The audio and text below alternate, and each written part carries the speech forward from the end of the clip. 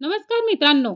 कमळी ह्या मालिकेत आपण बघतो की कधी-कधी हो म्हणणं सोपं असतं, पण नाही म्हणण्यासाठी हिंमत पण लागते.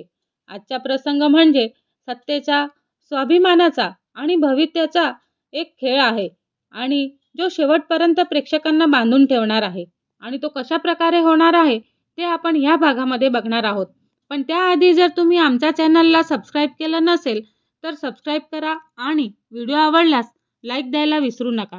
तर भागाची सुरुवातीला आपण बघतो की घरामध्ये जड शांतता सुरू आहे. राजन समोर बसलेला असतो आणि टेबलावरती कागदपत्र असतात. कमळी पण समोरच उभी असते आणि चेहऱ्यावरती हजार प्रश्न असतात, पण नजरेमध्ये पूर्ण आत्मविश्वास असतो.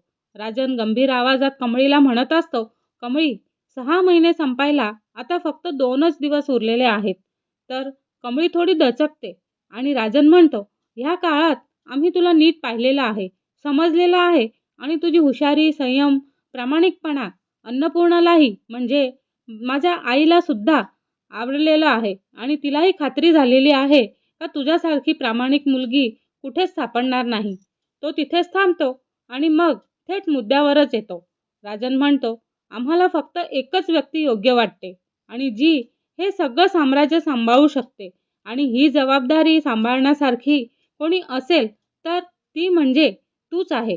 खोलीमध्ये श्वास रोखल्यासारखी शांतता येते आणि राजन तिथेच परत म्हणतो, आणि म्हणून मी तुला एक ऑफर देतो आणि ह्या 2 दिवसात संपूर्ण मालमत्ता तुझ्या नावावरती करून घे.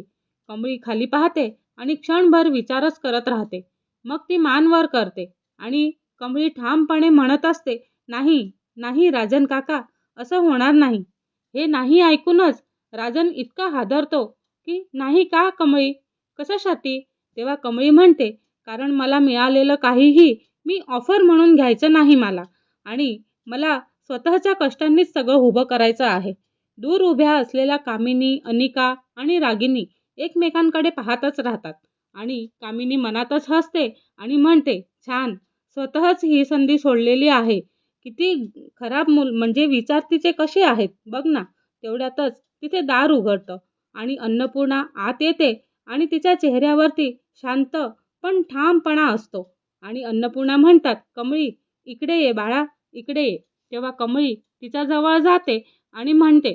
तेव्हा अन्नपूर्णा मृदू पण ठाम आवाजामध्ये म्हणत असतात, बाळा, ही मालमत्ता म्हणजे फक्त पैसा नाही, हा जबाबदारीचा डोंगर आहे आणि आम्हाला खात्री आहे की तो तू एकटी पेलू शकतेस. कमळीच्या डोळ्यामध्ये पाणी येतं आणि कमळी म्हणत असते, आजी, विश्वासाबद्दल धन्यवाद, पण जर मी हे आज स्वीकारलं तर उद्या लोक मला म्हणतील का हिला सगळं फुकटचंच मिळालेलं आहे आणि ही म्हणूनच मज्जा करते. अन्नपूर्णा तिचा हात धरते आणि म्हणते की लोक काय म्हणतील ह्यापेक्षा तू स्वतःला काय उत्तर देणार आहेस हे महत्त्वाचं आहे कमळी. तेव्हा क्षणभर कमळी तिथे गोंधळून जाते आणि सगळ्यांच्या नजरा तिच्यावरच असतात. कामिनी, अनिका आणि रागिनी आतून अस्वस्थ झालेले आहेत आणि ते म्हणतात की ही हो म्हणाली तर आपलं काय होईल, आपला विषय इथेच संपेल. अन्नपूर्णा तिथेच म्हणते, घाई नको करू, पण लक्षात ठेव कमळी, संधी वारंवार दार ठोठावत नाही. कमळी खोल श्वास घेते आणि मग हळूच मान हलवते. कमळी स्पष्टपणे म्हणत असते की माझं उत्तर अजूनही नाहीच आहे. क्षणभर सगळेजण तिथेच स्तब्ध होतात आणि राजन तिच्याकडे पाहतच राहतो. निराश नाही, पण उलट तिच्यामुळे प्रभावित झालेला असतो.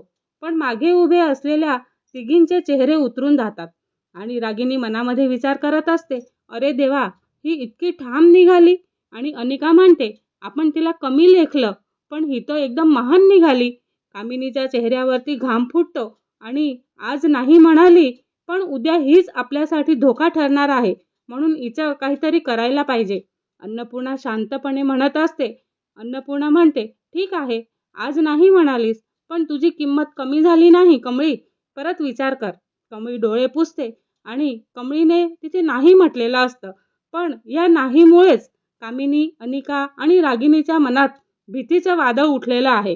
2 दिवस बाकी आहेत आणि खेळ अजून संपलेला नाही. तर हा खेळ बघण्यासाठी आमच्या चॅनलला लाईक, शेअर आणि सबस्क्राईब करायला विसरू नका. धन्यवाद.